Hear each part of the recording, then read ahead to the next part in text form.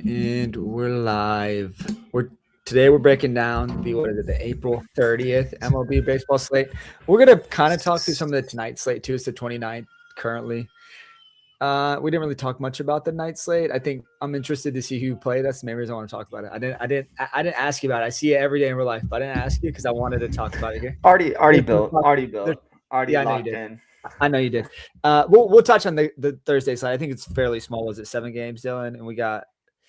It's always a fun day baseball. I love Thursdays. We have PGA kicking off, cuts Yeah. left, draining the phone Day baseball battery. is fun because like during the work, amazing. I'm on Day client baseball. calls.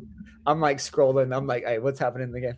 But we'll jump into first. You know what? First, let's just talk casually about the tonight's slate. I'm curious where you went, and then we'll kind of give like our thoughts and opinions on what tomorrow's slate holds.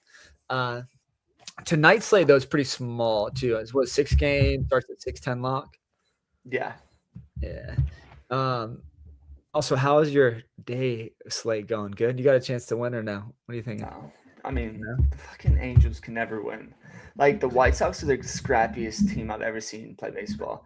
Like, they have Jared Kelenic, former, huge prospect, just absolutely did not pan out.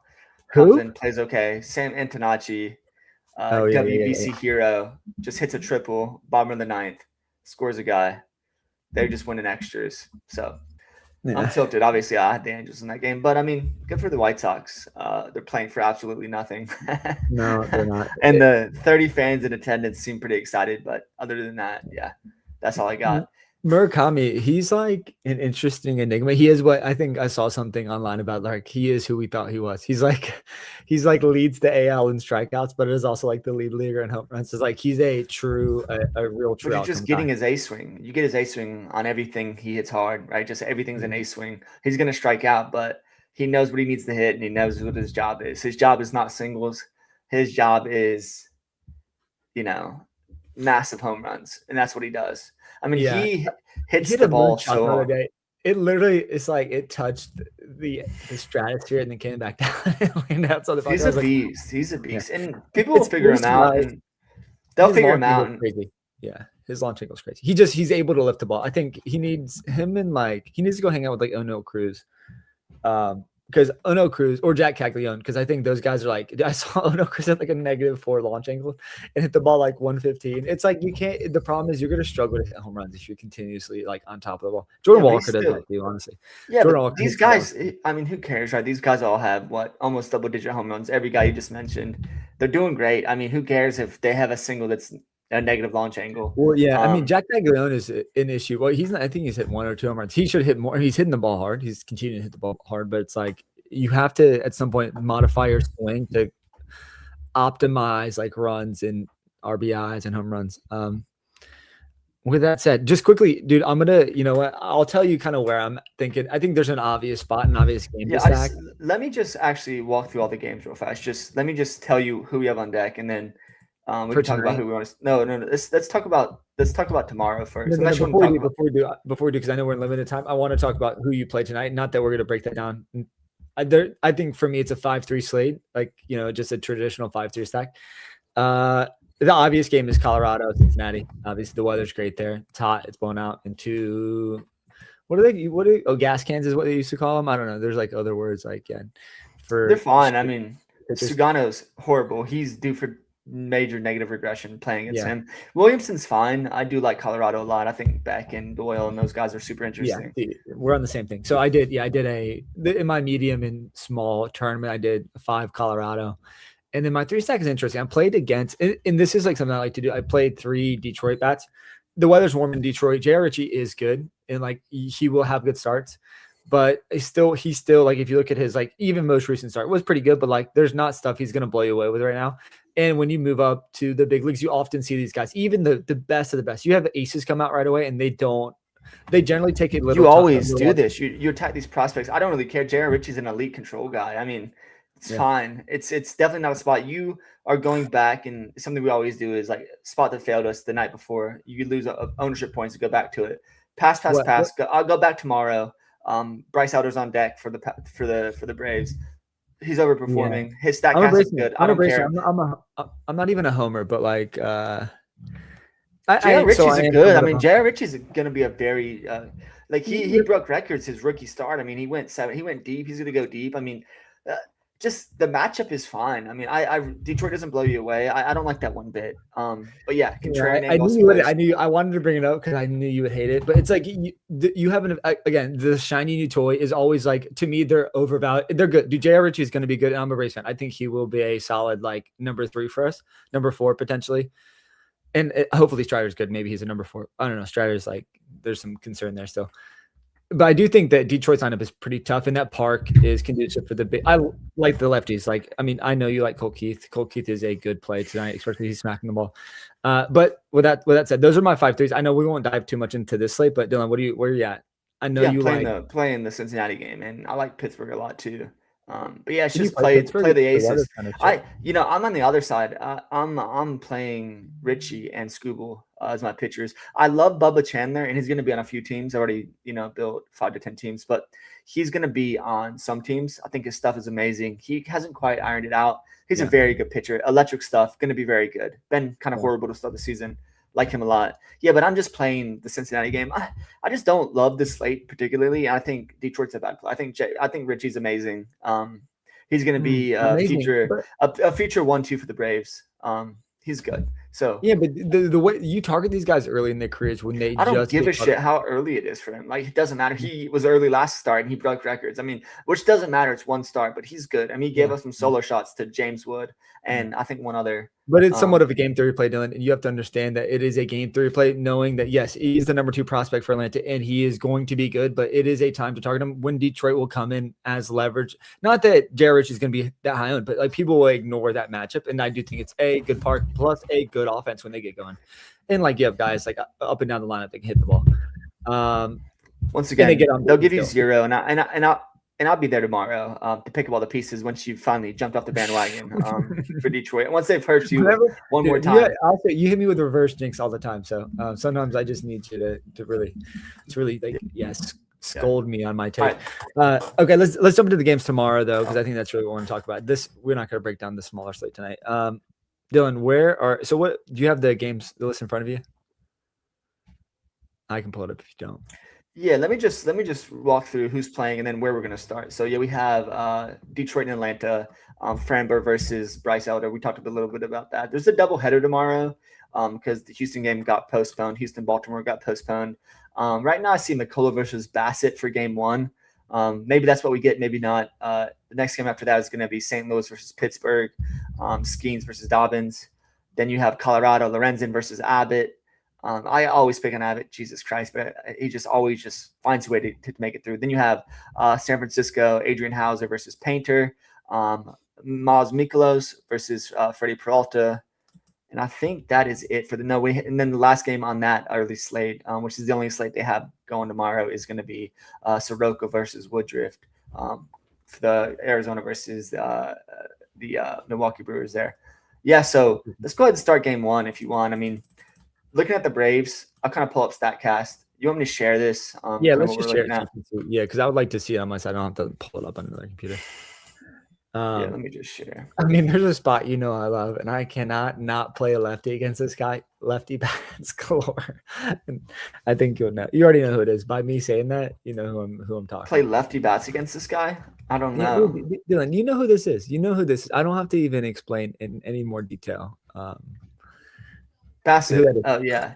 Yeah, it's just makes it. Dude, he's horrible. He's like, is he league worst against lefties? I mean, he's. And I do think that at some points Baltimore gets healthy, like he will be gone potentially out of the rotation. But tell me. I know you like Detroit. You already said. Yeah, look at this game 1. I mean, once again, another great spot. I think Elder. I'll click on the Elder and show you. Everyone, kind of knows he's kind of overperforming. I didn't think he'd have a spot in the rotation. Once again, he's a righty. I think Detroit does profile as a better team against righties than they do lefties. Nothing special. Hasn't been giving up a lot of barrels. I'm not seeing anything too new, right? He's a 5-pitch pitcher, mostly slider, fastball. Pretty even in the last 3 pitches there too. But yeah, I really do think he's not that good, and I'm just going to be picking on him heavily tomorrow. Sorry, we're looking at this day slate too. Yeah, and then as far as the matchup goes, I'm just going to be playing the lefties, Colt Keith. I hope Colt Keith doesn't get his today. Obviously, Green, McGonagall. So yeah, that's kind of my primary stack. I'm just gonna fade Framber. I know he can get BABIP to death at times, but I'm not playing him, nor am I stacking against him. You always have with Framber that case where he can go 9 innings and 5 or 6 strikeouts. It's a fade for me. What do you have in this game? Yeah, I'm with you on that. I dropped a lot of Framber in best ball, so like there's some bias in there for me that I will never shake. But I do think, yeah, the Braves are a tough matchup. They're hitting the ball well. I mean, and they have kind of bats across the board. And I think with that said, I will be avoiding the Braves. I mean, there's a potential that Framber could get through 7, 8, 9 strikeouts, potentially 1 to 2 earned runs. There's some value.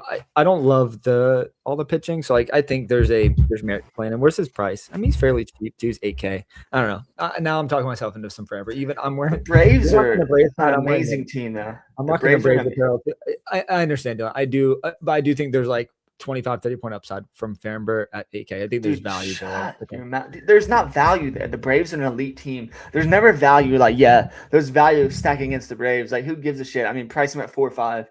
Yeah, there's value there. It doesn't matter if he fucking plays 5 innings and gives up 4 runs. No, like, it doesn't matter. It doesn't matter. Like, there's 7 to 8 inning upside out of him too, because historically he does. Yeah, he can get BABIP to hell, but like, yeah, I think the Braves are just a veteran lineup. They're gonna make you work. We're not swinging at the first pitch every time, right? Like, we're gonna put the ball in play. There's still strikeouts in our lineup. If Framber doesn't strike guys out, I mean, we'll just go to the StatCast. I'll show you quickly. We don't need to waste a lot of time in this game. It's not good. It's not good. It's just no. I'll show you. He doesn't. He's not a strikeout pitcher. It's never been his ML. Yeah. So let's let load and pull up. But yeah, just terrible whiff rate, terrible carry rate, ground ball guy, and I just don't think that plays well against the Braves. So yeah, I definitely won't be playing it. No value whatsoever for me. But yeah, have fun with them. It's Detroit mega stack tomorrow for sure, without a doubt. As we transition to the next game, how about Big Gav just shoving? I mean, let's go Pirates. Just 7 innings, 8 Ks, no earned. You should preface this by the fact that we're ECU fans and that we. It doesn't matter, dude. Gavin. No, I'm saying we are ECU fans, so like we obviously follow Gav anyways. But he's having an elite season. I think you made a couple of Cy Young calls last year, so I think you should be. Yeah, I mean, but like that was last. That was last year. That was last year. What is a dark horse to win Cy Young? Kind of had a shaky start. What is it right now? What are the odds for him, Cy Young? I mean, it's got to be. I know he's competing with like the studs of all studs. Like, well, let me pull it up while you talk about this game. Yeah. So, yeah, this is an easy one for me. I mean, I love lefties against Chris Bass. I think Jordan's probably just like you have to play him tomorrow. I mean, his numbers obviously are elite. Like he's playing. If he stays healthy, he's like could be a top 3. I mean, like he will be a top 3 fantasy player, in my opinion. I mean, he doesn't steal, right? He doesn't run. That's a concern, but like there's not many better like raw power hitters in the league, and he hits everyone well, lefties, righties. It doesn't matter who they throw in there. I'm an Isaac Paredes guy. I prefer him at home. Like the Crawford boxes really are attuned to his swing, so like he's more like. I mean, although like he still is kind of hitting the ball pretty well. I don't think you really like Isaac as much as I do.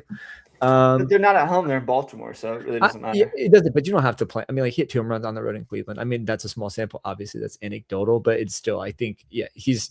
I mean, he hit 25 home runs last season? He could hit 25 to 30 this season. I mean, I'm a Cam Smith guy, although like he has been kind of slumping currently.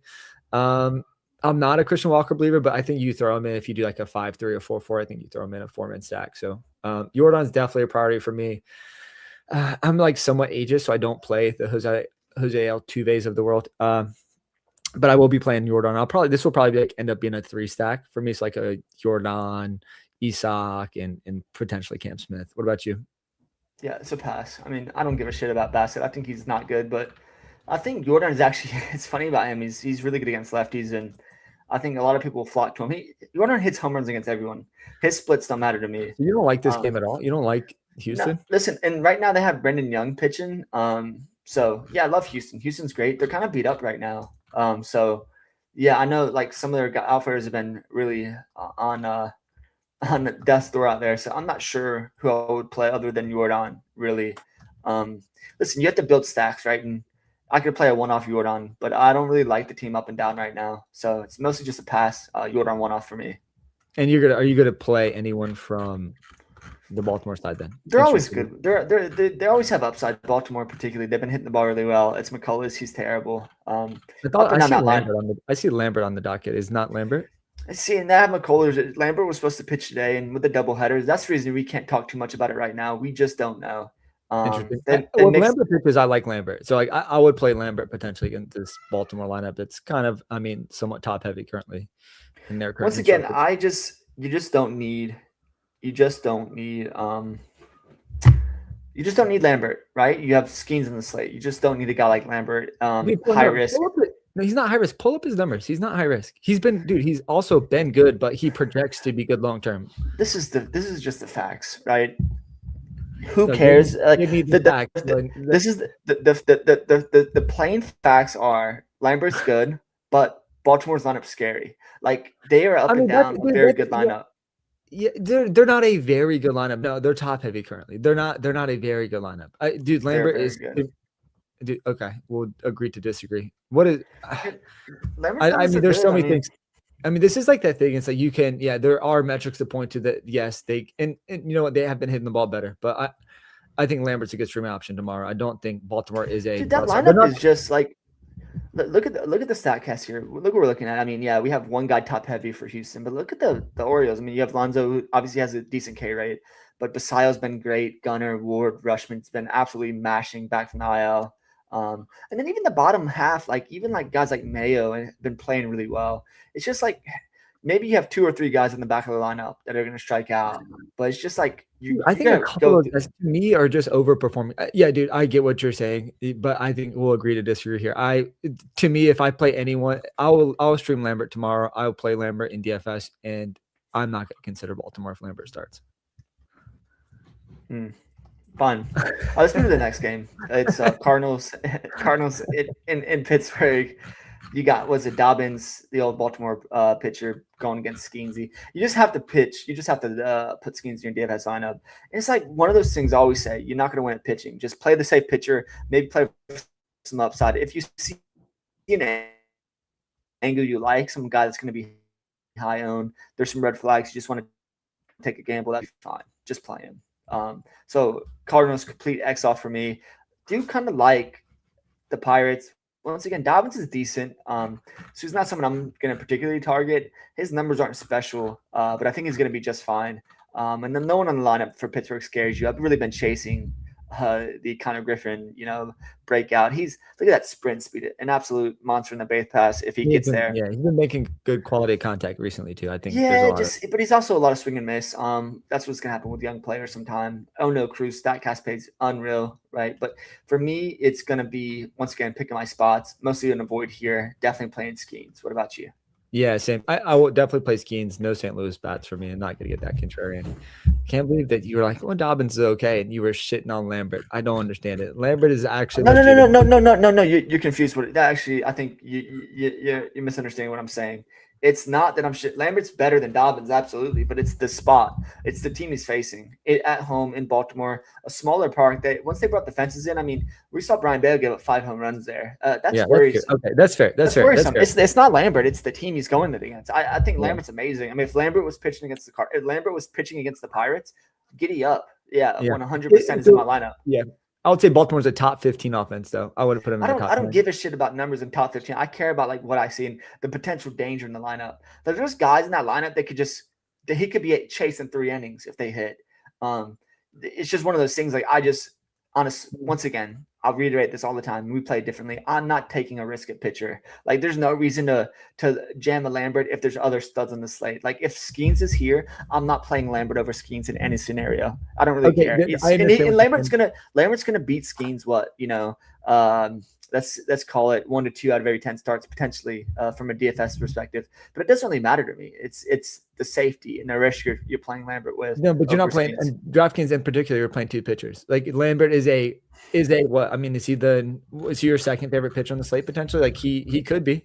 So no, I mean, he's not mine. He's not mine. But yeah, definitely like him a lot. He's not my second favorite for sure. But we'll get to my second favorite. I won't mention Lambert again. He's going to pitch a no-hitter tomorrow now that I've talked about him so much.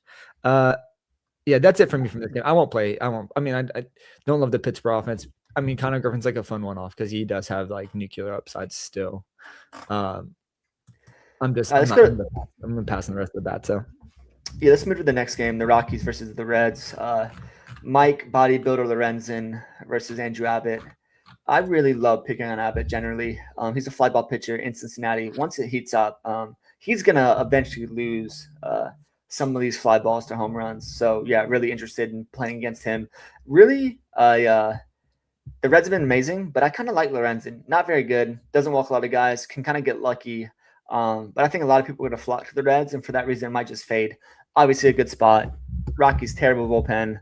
Lorenzen not good, but Lorenzen absolutely jacked and one of those dumb plays. Dude, I could have predicted that. I knew you just love that he's jacked. You're like, all right, because he's jacked. I'm not. Show us his. Yeah, just like talk about what you like in this game. He's a unit. He should have created like an AI image of just him even more jacked. Yeah, I can't. I mean, listen, just look him up if you want to. I mean, I'm not going to be like looking up Michael Lorenzen shirtless pics, but yeah, he's a unit for sure. And he's good. I mean, he's not good. He's not good by any means. Look at him. He's not good by any means. But I'm just not going to mess around and just take the ownership. Once again, you can't play all the right spots.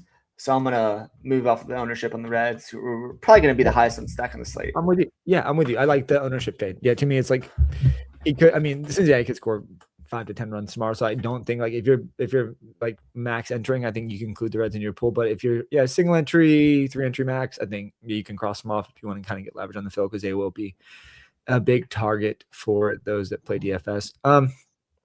Who's on the docket who's pitching for Cincinnati again? It's Andrew Abbott. Yep. Yeah. You want to click into him? No, so like I liked him in best ball because I feel like he's an innings eater. Like he pitched like 180 last season. Like he'll continue to eat innings, but he's not very good. So like I didn't draft him because I feel like he is going to like provide upside at pitcher. But like in a best ball format, like he could get you like he could score on the 2-week starts.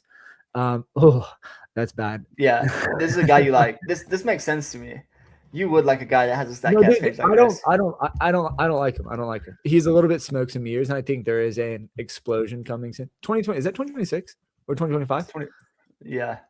I mean, he was solid last year. Not bad. So maybe there's positive regression coming in terms of like the underlying metric. We'll see. I don't see anything. I mean, once again, he's a 50%. He's a 50% fastball guy. Throws a change up a decent amount. It's one of those things I'm just not playing. I mean, it's purely Colorado stack. They're not a good team. Buyer beware. But yeah, Andrew Abbott always gets away with. He gets away with these things. I just don't love him. So yeah, I'm with you. So it sounds like we're both kind of passing on this game, partly because of not value on the batter side, but also partly because we're fading some ownership too. No, I think you understand. I'm playing Colorado. It's going to be Detroit and Colorado as my main stacks tomorrow. Oh, you're playing Colorado tomorrow. Mm-hmm. It's interesting. Yeah, my main stacks for sure.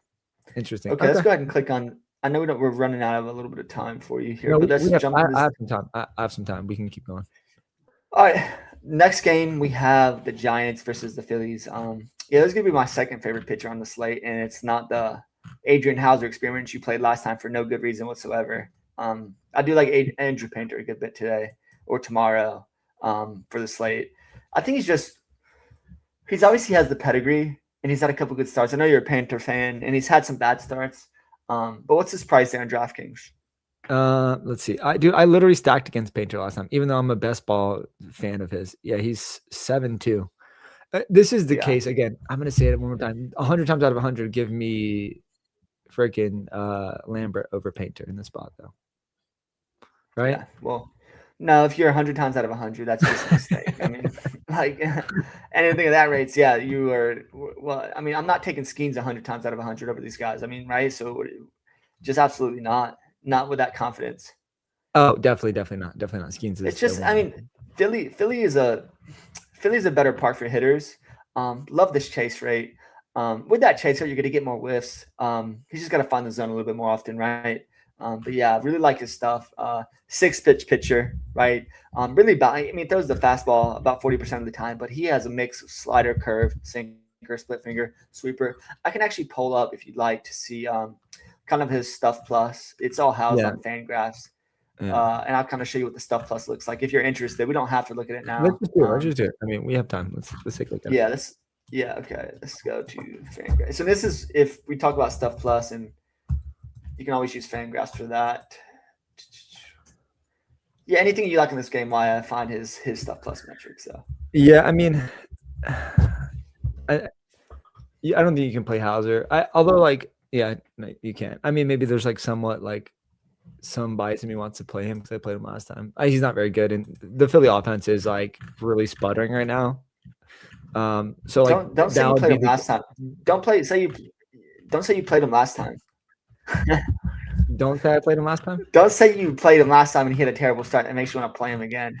I said, don't say you played him last time and because he had a bad start means you want to play him again. No, like I don't love that at all. I do think so. The Phillies have been sputtering on offense. They haven't been, but they do have. I mean, obviously, you have guys up and down the lineup that I really like.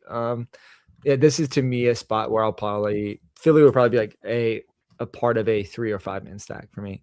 I think there's like a ways to get creative up and down the lineup. You have Justin Crawford, who's not running but is hitting the ball well. Alec Boehm has started to heat up a little bit last couple games. He's I think multiple hits in his last 2. And I think it's always a unique opportunity. I like Schwarber at home.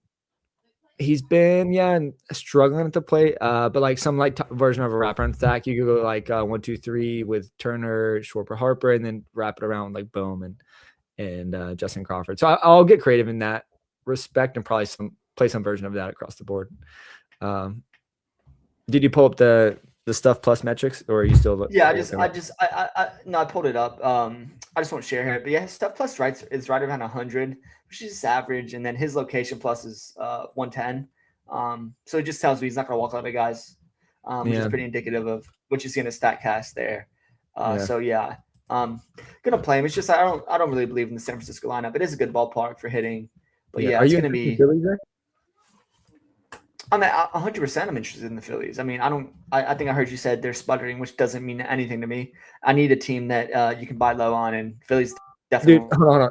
You said that sputtering. So like Curry just fired their coach. Doesn't matter whatsoever. Dead cat bounce. Giddy up. Dylan, no, but sputtering is not like it's not like, because they've been bad, they're going to continue to be bad. It also doesn't mean because they've been bad, they're going to automatically be good, right? There is like, baseball is notoriously like, especially on the individual level, is notorious for like streaks. It's like good streaks, bad streaks, and it doesn't. Like, yeah, there is spike games in between those, but guys do go on cold streaks and teams do go on cold streaks. That's just an absolute fact. And so I guess part of it is projecting where the ball will be, but to project where the ball will be, you have to understand like where they've been, right? You have your season-long projections, you have your season-long outlooks like that you've done yourself, and you're trying to match that to what you see. So we do with the Royals, right? Like nothing matters. Nothing you're saying matters to me because it's a small season. Like baseball just started 25 games ago or something. And this is what matters. I have a history of guys like Schwarber, Harper, Trey Turner being elite. I don't give a fuck what they've done in 20 games. I care what they've done in their careers. And that's going to regress to the mean. They're a good team. So what is it? 20 games is not enough. What is the sample for you that's enough? Is it 30 games? Do you want 30 games? Like, no, do you want 40 I want games? more. Listen, yeah, if the guy is not a big leaguer, I need more games. But if the guy's been a big leaguer for 5+ years, I know what he's good at. And if Father Time, 40 games is like, let's say 20 games is enough to draw from day. You can like, this guy's swing is tweaked a little bit. You can pull that. You can look, this guy's swing. So Schwarber, a bad game's 40 games for Schwarber means he's totally different player than he's been for his whole career. But I'm not saying that. I'm saying that you can use that data is still valuable to understand. It's like, because to your point, if nothing's changed in his swing, none of his underlying metrics are different, and he's still not performing, then it's like, a buy low. It's like, his numbers still suggest that he will continue to be the player we've seen hit 45 plus home runs. Nothing's changed with the StatCast. It's fantastic. I'll click in here and show you. Nothing's different. I'm not saying it's changed. Like there's another example of this is Justin Crawford. Historically in the minors has been a guy that will get on and steal. He hasn't been stealing minors. It's not the major leagues. It's not the major leagues. Minors don't matter to me at all. Like what you've done in the minors is completely irrelevant. We see guys crushing the minors, come up the big leagues, and Jared Kelenic, I just brought him up. Jared Kelenic. You can't say it's irrelevant. Connor Griffin was good. People liked him because he was good in the minors. Also, his numbers suggested he was going to be good. Justin Crawford, he was a guy that stole bases in the minors. The reason they know Connor Griffin steals bases is because he did in the minors. The same reason Justin Crawford, he projected, he's not an elite bat. He's not going to hit home runs. He will get on and steal. He hasn't been stealing, but he has been getting on base. So like if they start to pick up running, he will be a component of that because he's still batting like 270. He's not playing bad currently. He's just not stealing bases, which is what he did in the minors.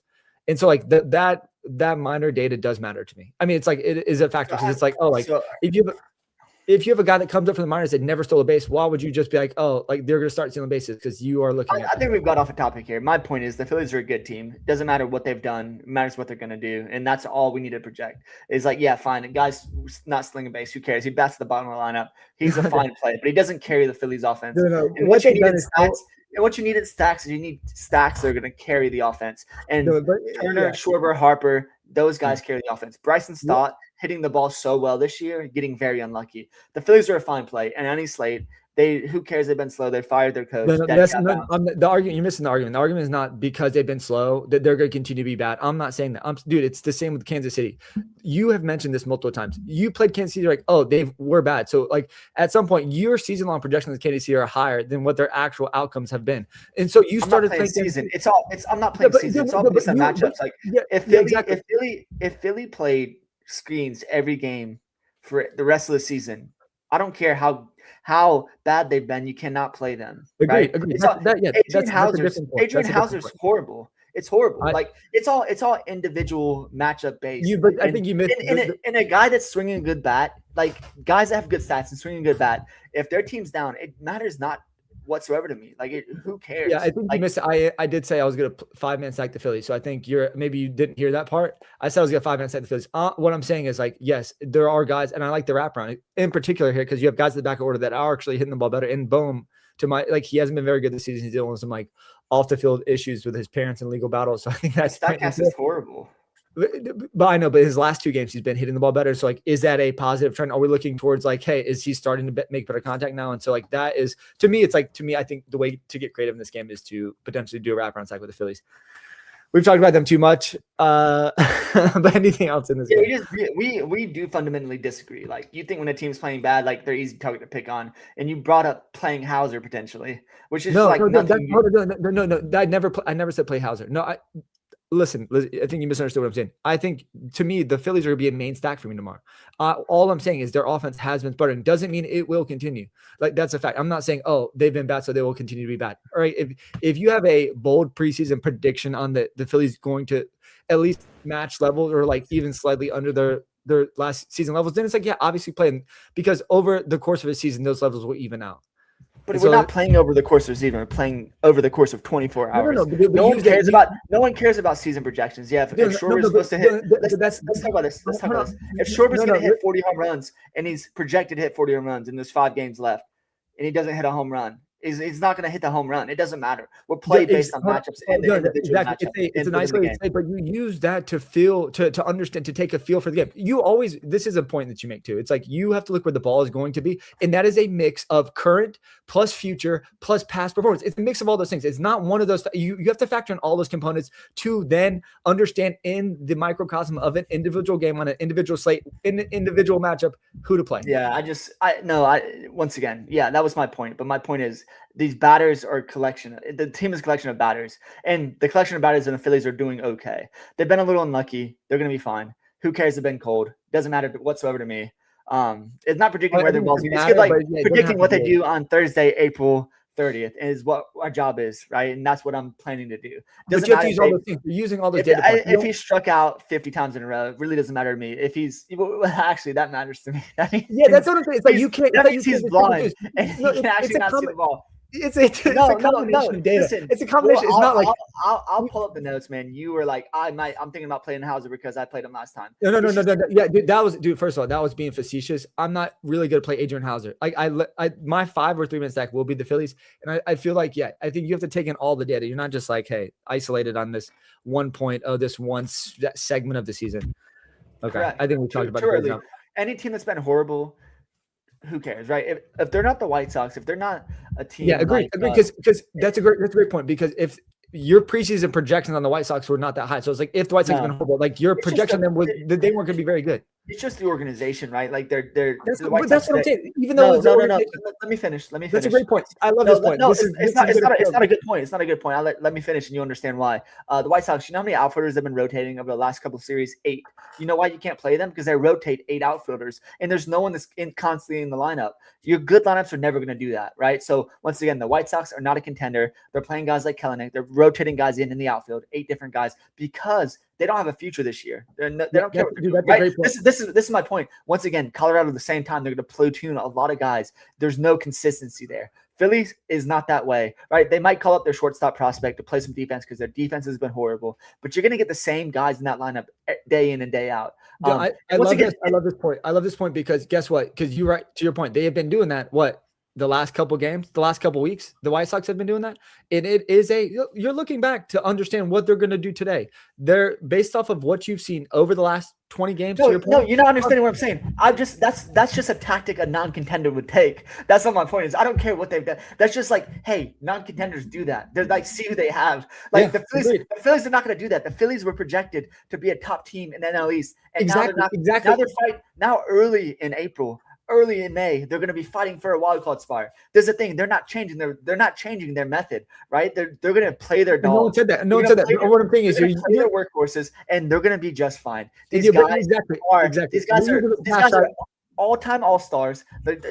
Trey Turner, Bryce Harper, these guys are going to be fine. Who cares a slow start? Doesn't matter whatsoever. Dude, I'm not saying that, but you are using the data that has happened already this season to inform how you want to attack the game based off. That is an important metric, dude. Just like the White Sox rotating guys in is a metric you are using. No, I'm not using it. I'm not using that metric. I'm just saying they rotate guys, which shows me they're not a contender.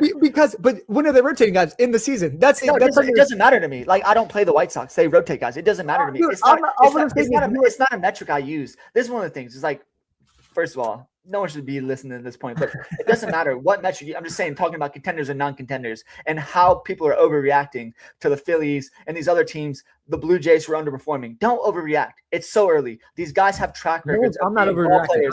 Yeah. These guys have track records of being ball players. Because a team's playing bad does not mean they're going to be bad tomorrow. That's just the fact of the matter. Exactly. Teams can be good tomorrow, although they've been bad the whole season. Yeah, but in a one-game sample, the Mets yesterday put up 8 runs. They've been terrible, right? Who said they're going to put up 8 runs? But they did, right? So it's one of those things. It's a one game. The Mets could score 1 run again today. It doesn't mean anything, right? It's just like we're projecting the matchups, and just because guys are exactly. Part of that, dude. Part of being a DFS player is understanding the trend of a thing, and so you were trying to either capitalize on a downtrend or capitalize on an uptrend, and that is something you do as well. Because trend it's not. It doesn't work that way. This is something you say this often. Where the ball's going to be. It does. Yeah, where the ball's going to be. You can't project a guy that's hit home runs 3 games in a row. Looking at his trend, he's going to hit another home run. No, that's probably not. No one's saying that. No one's saying that. That's what trends are, right? That's what trends are. We're like, this guy's hitting the ball hard. That's exactly what it is, though, right? So his trend is he's hitting much better. He's hit home runs in multiple games in a row. He's going to hit another one. No, that's not how it works, right? It's an individual matchup. Yeah, we can look at the deep data in baseball. Exactly. And see that he's hitting the ball well. Exactly. And so all these guys, all these teams that are sputtering, their underlying data is fine. Exactly. That's what I'm saying. That's what you're taking the data. It's too early to tell any story. How do you know he's hitting the ball well if you're not looking at the data from the last 20 games? Once again, you don't need to look at last year. It's too early to look at this year. Okay, so that's what I'm saying. For you, 20 games is too small of a sample, is what you're saying. Listen, and I know we're going long-winded on this, but this is an important point. It's more nuanced than that. You're not understanding the nuance of it. The nuance is if a guy's a seasoned player, like these guys we're talking about, you can give them a longer runway. The 20 games means nothing. A guy like Crawford, guys that are just new to the league, you have to see what they've done in the major leagues because they have no major league experience. That's all that matters. So guys that are being bad, have been bad for 20 games to start the season, don't matter to me at all if they have a proven track record in the MLB. If there's no fundamental swing change, nothing changed in their game whatsoever. That's what I said. It doesn't matter. It doesn't matter. So don't use the 20 games. Don't use any of the games. Just use the track record they have of being a good ball player. Okay, so this is last point. This you just mentioned this. How do you evaluate a guy like Justin Crawford? Then do you not even count anything that he's done? So when he gets called up and you look at him from a DFS angle, do you not consider the fact that he stole a ton of bases in the minors? Or do you just not factor that in? Because that is a factor. Is that not? Listen, Justin Crawford doesn't move the fucking needle for me. No. Any way, shape, or form. You do look at that. No, let's pull up his metrics. Let's pull up his metrics. Nothing's good here. Nothing's great. Sprint speed, 98th percentile. Knew that, right? That's what I'm saying. That's what I'm saying. But no. Once again, but he hasn't been stealing. He hasn't been stealing bases. Doesn't get on base right now. Is the biggest issue. He's actually. He's getting on base decently. He's batting 270. His OBP is 319. Fine. His batting average is 244 average. Yeah, not good. Let's look at not good. We can see what he did in the minors. Let me see if I can pull it up here. I can probably pull up on Fangraphs too. Yeah, but we've been talking about the Phillies games for literally 15 minutes. Yeah, but you talk about a guy like Crawford, doesn't matter. There's no track record. We don't know if he's. No, we went down a rabbit hole of like, I'm talking about a rapper. And it's like, I love the Phillies tomorrow. I will be playing the Phillies tomorrow, and I will be doing all my point was you said they're sputtering, which doesn't matter. Never focus on a team that's playing bad. I'm not, dude. First of all, no. I'm saying, this is the thing is, if you catch them, I think ownership will be lower when a team is underperforming. It will be in DFS lower than it should be when a team is underperforming. Final point. We'll move on. What is the next game? Let's move this ship along here. Yeah, you should have checked off before then. We'll have this argument again a couple of times, but I just hope I win this play before you because you never will. I mean, you never will. I already have, dude. I already have. Okay, let's take it. All right. We have Mikolas, who's terrible, versus Freddie Peralta, who I do pick on sometimes because he does give up the long ball. For me, it's definitely like James Wood, interesting against Peralta. Going to be lower owned because it's going to be priced up, and against a pitcher everyone's going to play in Peralta. So I'll probably just fade Peralta. For me, you can always go back to the Mets. There's been a lot of guys in and out. I do love Carson Bench. Look at that sprint speed, barreling the ball pretty decently. Bo Bichette as well. Really kind of like their cheap bats there. Brett Beatty, kind of fun. Other than that, just gonna fade Soto. Soto's great, but I'm just not gonna play him at that high price. Nationals also terrible bullpen. Yeah, so definitely interested in the Mets here. One of the 3 or 4 teams I definitely rotate in. Nothing for the Nationals for me. If I have a one-off in the outfield, looking to pay up, it's definitely James Wood. Interesting. I think we're slightly different. I feel like, did you say Soroka's terrible? Is that what you said? Well, Soroka's not in this game. It's Miles Mikolas. I see Soroka. Freddie Peralta. Oh, I'm like, dude, I'm fucked up on this. Yeah, you're right. Stack against Mikolas if you can. The issue with Soto is like the injury. I feel like if he feels any tightness, I think he's still going to continue to DH. And I'm always worried that like something flares up in the game and he gets pulled out. I mean, he hit a home run last night, so like it's like you would have taken those 18 points that you got from him. Yeah, I don't hate the James Wood call in the outfield. He's like been nuclear this season. He's like continues to rip the ball. I'm a James Wood guy in best ball too, so like I have somewhat a bias there. But I don't like stacking the National. I just don't think they're good to stack. Like I would never include them in a 5-man stack. Although like I'm sure someone's won a tournament this year with a 5-man Washington stack somewhere. I'll consider, depending on the weather in this game, I'll consider playing Freddie Peralta. To your point, like I don't love him, but I will consider him. I think the Mets ballpark is conducive to limiting the long ball. I don't love the Mets lineup, to be honest with you. I could play like 1 or 2 bats as maybe like a 4-3-1, but I won't prioritize them. So I'll be a little different from you there on that one. Yeah, I love Benj. Multiple hits in his last 2 games, 6 stolen bases. It doesn't really matter to me what he's done, but I just know that he runs. 6 stolen bases. You bring it up. That matters because he's stealing bases. That he is running. Period matters, right? That's like that's you need guys that guys are going to have a green light. Give me that. And that's the thing about Crawford you mentioned is like he has no green light. They're not giving him any green light to run. So if a guy that has that skill set, it doesn't matter. But like certain guys have sprint speed. I mean, Josh Naylor's not fast for Seattle, and he steals bases. No, it's just like full bases in the minors. It's not. It's just like matter. Correct. Once again, certain coaches don't give guys the green light. He does not have the green light. Josh Naylor for Seattle, not a fast guy, heavy guy. Has the green light to run and still. No, it's not. It doesn't matter if he's crafty. It's just like if you had the green, if your coaches let you run.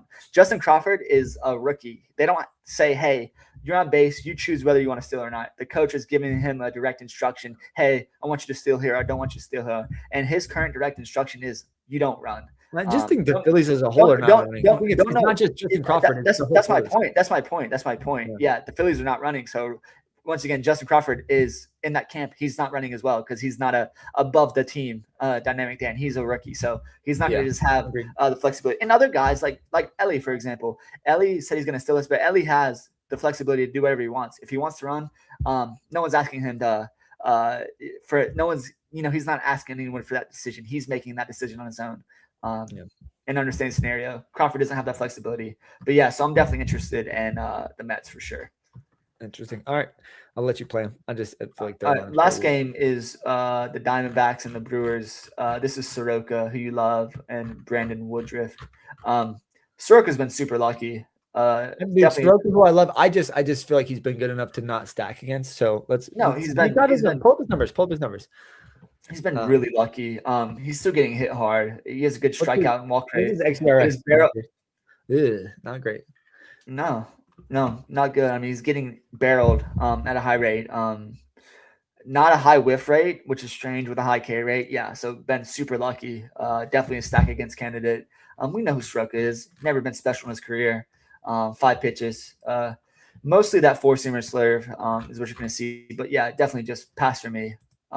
Definitely a stack because he's so good. I just like Milwaukee's lineup. I don't really trust right now, so it's not like something I'm particularly fond of. But yeah, I'm definitely looking to pick on Soroka because he's been so good, based by kind of the just standard numbers we all look at. But just definitely someone I'm gonna pick on. I mean, Bryce Terang's a monster. If you're looking for a second baseman, guy's gonna run. He has pop again. Is that Garrett Mitchell up there? Is that who I see? Garrett Mitchell at the top? Yeah, too? Garrett Mitchell. No, Jake Bauer's at the very top, but Jake Bauer's always going to have a fun StatCast page. Garrett Mitchell, this is what you get. Huge strikeout rate, huge whiff rate, which is interesting to me. There's still bases too. Yeah, he has 5 stolen bases this year, so definitely interested in the base pass. In South Frelick, I mean, again, he was a best ball guy for me. Like, he had a home run. I think he's also like a sock and a shoe guy too. His numbers don't suggest that he's been anything special, but like, again, when you South Frelick's just one of these guys, you're not gonna. When you look at last season's numbers, like it suggests that he will get better. He will work back. South Frelick's a short. He's a short king. He's a short king. He is 5'9". He's never gonna blow you away with bat speed or any of that. He just look at this. This is when I see this StatCast page, blue at the top, red at the bottom. I see professional batter. Guy will square the ball up, not chase high, walk high. No, not a high K rate. Yeah, fine. You see this and you're like, oh, I don't love that he doesn't hit the ball hard. Doesn't matter. If he has good, look at all his home runs down the left field line. So his pulled air is probably fine. Let me see if we can pull that up. So yeah, everything here looks okay to me. For a guy that's just kind of a professional batter, has only 1 stolen base this year, nothing special, 19 last year. So maybe you can expect him to run a little bit more. So yeah, just Brewers for me. Nothing from the Arizona side. Woodruff's a crafty vet. Been pretty good this year. He's not getting playing because of his velo being down. Yeah, he's not getting strikeouts this year, which is weird because he was a big K guy in the past. I think, I like a bet here. I do like Milwaukee to win this game, though. I like Milwaukee. I think I don't know what's the line right now. I'll pull it up while you look. But wait, look at his do the deep dive on Woodruff here. I do like Milwaukee. It's basically a pick 'em, so I would bet Milwaukee in the spot. I am somewhat concerned that the Milwaukee lineup is a little weaker. You still don't have Chiro and Yelich, but they haven't had him for a while. So Chiro looks like he's coming back, which is nice. I mean, you're worried about their lineup being weak. Jesus Christ. The only thing you have from the Diamondbacks is Ketel Marte, Corbin Carroll, and man, this Fernandez and Adamo Vargas have been really decent. Just not scared of them. Perdomo, flash in the pan last year, I think so. So yeah, it's just one of those things. I am not a believer. This again, dude. You cannot say that so early in the season. To your point, only been 20 games. But yeah, so this is a thing, and why you need to understand nuance is Perdomo had an all-star season last year, but before that was nothing special. Agreed. So a good example is when we talk about Eric Thames. Eric Thames came from the KBL, lit the league up, and then was nothing the prior. But that was for like a month. That was like for a month. It wasn't even for a season. But then we look at Perdomo. Nothing is particularly amazing about. Look at his hard hit. This is 23. Yeah, but to your point, he looks like this is 24. This is 24. This is 25. So a little bit better last year, and this is 26. 26 looking more like the 24 and 23 year where he hit 24. We had 3 home runs. Sal Frelick's profile. Yeah, which is fine, right? But not the all-star. Yeah. Sal Frelick an all-star. He is not, right? So he's a fine ball player, but he's not special in any way. And that's going to hurt because Perdomo was a top 5 second baseman last year or top 5 shortstop. Yeah, not going to happen this year. Flash in the pan. So he does not have a body of work to follow. A bit disrespectful. Let's give him more than 20 games. No, No, listen, he's going to be fine. But he's not going to be. See, this is what you actually don't understand is like when a guy has a really good season, but his previous 4 or 5 seasons were just kind of mediocre, as Perdomo's were. No, I agree. Yeah, I agree. So which is more likely, the amazing All-Star season, Okay, so, the prior year, are you talking about pitchers, or are you just talking about batters, not pitchers? Because we've seen it with gas can pitchers who become Cy Youngs and then go back to gas cans. No, not Cy Youngs. Not Cy Youngs. Dude, wasn't Jake Arrieta gas can, then Cy Young, and then gas can again? Yes, you are. This is the thing. This is what. Yes, dude, that's a fact. Anyone listening needs to definitely understand what we're saying here is, and Taylor, I think, is misunderstanding this a little bit. Guys that have underlying skill sets. Jake Arrieta had a good skill set. He was never a gas. His stuff didn't change. Let me finish. Guys that have good stuff, sometimes like Bubba Chandler. Bubba Chandler right now. He has Cy Young stuff. His stuff's not going to change. How he throws his stuff needs to change. Like his pitch decisions need to change. So 100%. So you're never going to see a guy. You want to give you an example? You're never going to see a guy like Eric Fetty through today for the White Sox win a Cy Young. You're just never going to see it. Doesn't have the stuff. Throws a low 90s fastball. Has a good wipeout pitch. Nothing good there. He's never going to win the Cy Young, right? Dude, so that's not surprising. And when you have good plate skills, when you have all these tools, Perdomo never really showed that. Never had the good bat speed. Just had a really good season, and once again a professional batter, and ran a lot last year too. So I'm just like, if we look to end of the year this year and we see him put up kind of the 2024 numbers, would we be surprised? No one would be shocked. No one would be like, he regressed. No, we're just like, this is actually what he was. He had a great season. Guys do that sometimes. Yeah. Okay. So that's a great point. I do agree with you on the J.K. Reddit thing. It's like, he always had the potential to be that. Eric Fetty, funny point on that. I know you liked him a lot last season, not for like Cy Young, but like not to be a top end pitcher just because he was coming from the KBO and he actually performed pretty well. The point maybe someone I would point out is like a guy like Bryce Terang, though, right? We have a historical account of who Bryce Terang was prior to the end of last season. But hold on. And when he changed his swing, he did start to deliver more power, and he has started to carry that over to this season. So there are tangible changes you can make. To your point, Perdomo didn't seem to make those changes. He just got, I think some of it was a component of luck. Let me jump in about Bryce Terang. They're talking about Bryce Terang comes from an MLB family, and the thing about Bryce Terang.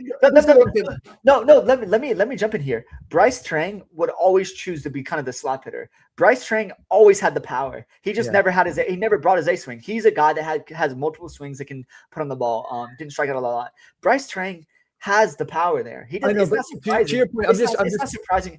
Guys that make choices to either lift the ball or hit the ball not as hard, right? It's like one of these things. Like Bryce Terang is a very toolsy player. So to say it's surprising to see him hit more. I'm not saying it's surprising. I'm saying to your point, you have a 6-year history of him not being very good and then having a good season. And then you know what? But not Bryce Terang, not 6 years of Bryce Terang. You don't have 6 years of Bryce Terang. No, you don't. I'm pulling him right now. Bryce Terang's been in the league maybe 3 years. You have no long history of him being in the league. It's got to be longer than 3, right? No, it's not. Okay, I could be wrong. But pull it up and we'll see. It's the great thing about the internet.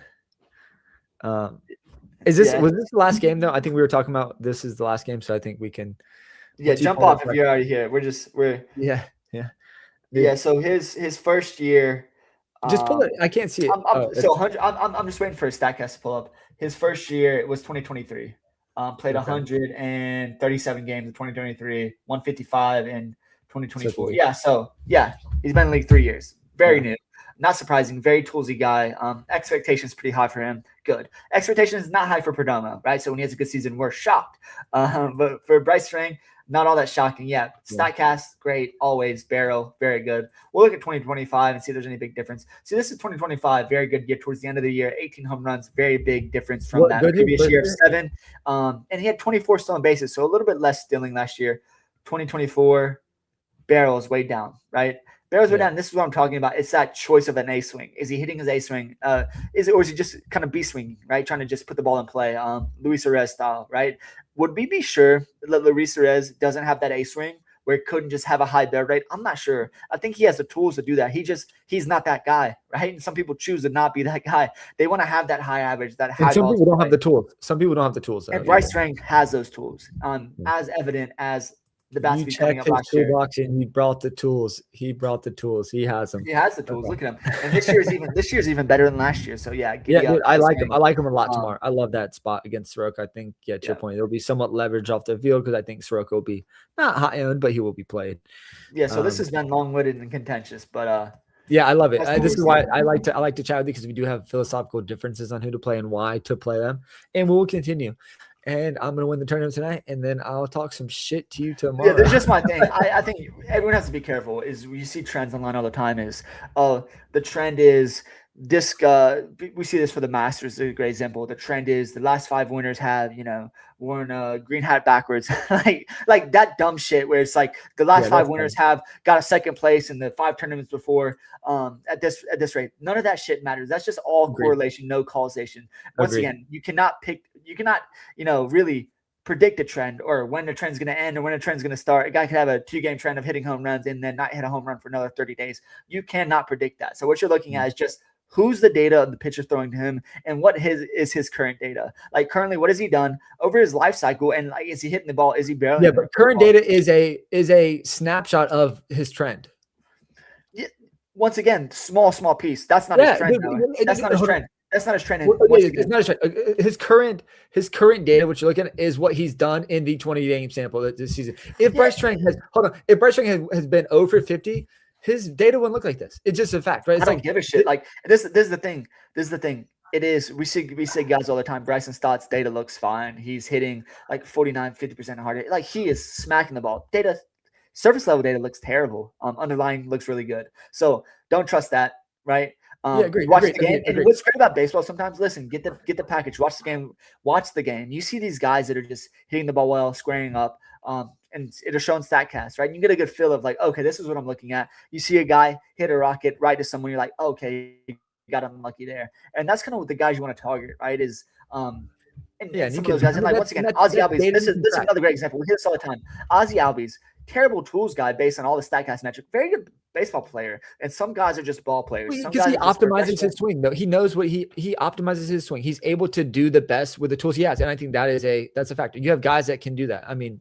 you mentioned Jose Altuve. It's a great example of that. He maximizes his swing, right? Like he's done that his entire career, and he's made himself. Jose Altuve maximizes ABS. New ABS rules have helped him so much. He's so tiny. He has no zone, so like he has taken advantage, I think, more than any other batter. Yeah. Once again, just be careful with trends. Trends don't really matter. Again, trends doesn't matter unless you're like. They can be overstated, but it's a collection of data. And to your point, it's like sometimes you don't want to read too deeply into that. All right, we'll jump back. Do you want to do a Friday? We'll break down the Friday slate tomorrow. Yeah, we'll jump back on and break down the Friday slate. Hopefully, Justin Rose will be in the lead. But yeah, like I said, I'm kind of an anti-trend guy. I'm an anti-trend. Taylor's pro-trend. No. We'll see. Anti-trend is being anti-data. Again, trends are too. No. Listen, data is past. Which is past performance. No, that is listen. What's that quote about? Something about the history doesn't repeat itself, but it's rhymes. Yeah. What? History doesn't repeat itself, but it rhymes. Is that what you're saying? Yes, exactly. It's exactly that way. It's like history doesn't repeat itself, but it does rhyme. That's a wonderful quote, and because it does not repeat itself. What happened yesterday is not going to happen today. Dude, but and yes, you know what? You know what would be great if we could have a true example of a guy facing the same batter over 150 plate appearances in consecutive days and track that. You just don't have that. So but last point. You just mentioned Perdomo. You knew last season was an outlier because of his previous seasons, right? So previous seasons. No. Because if he had another good season, maybe it's a characteristic change. Maybe he is actually okay. That's a great point. That's a great point. So either the trend has changed, which started last season, or it's regressing back to his historical trend. No, that's what I'm getting at here. No, once again, Perdomo, young player, not enough data. Perdomo's like 26, 27, 28. I thought he was older than that. No, not older than that. Okay, last thing. Let's look it up real fast before we. Yeah, he's definitely. I think he's maybe 28. So I think he's been in the league 4 or 5 seasons. Debuted in 2021. What's 2026? 5 seasons. Yeah, so pretty young. Yeah, like I said, pretty young in his career. And once again, it doesn't matter. You shouldn't be talking about Perdomo. He really doesn't matter. I'm just looking at trends, looking at data, and how to understand what you're seeing and what really matters. And some I think guys it's important to see it differently. This is another thing. I think it is okay to see because there's not if there was a formula that worked for everyone, Dylan would be rich. If there was a thing that you could use every time to make it work, but you can use theories around, and game theory is a component of that, and that's the art of the build. The data is another piece of it, but it's a combination of all those things. So, all right, I think we've talked enough. I think you've talked enough for sure. I'm just kidding. We'll be back tomorrow. You want to do the Friday slate? I think there's a pretty big Friday slate, so we'll break that down. We'll jump on the Friday slate. I think more agreeing there, unless teams are underperforming. No. I think we don't. I think disagreeing is the key, dude. I want to disagree with you because also it'll help me better refine my process. I think whoever won last night probably played Milwaukee. Imagine I didn't look at the winner, but it was probably like a 5-stack of Milwaukee. One of those tickets I got like top 10, which is just doesn't pay the bills whatsoever. But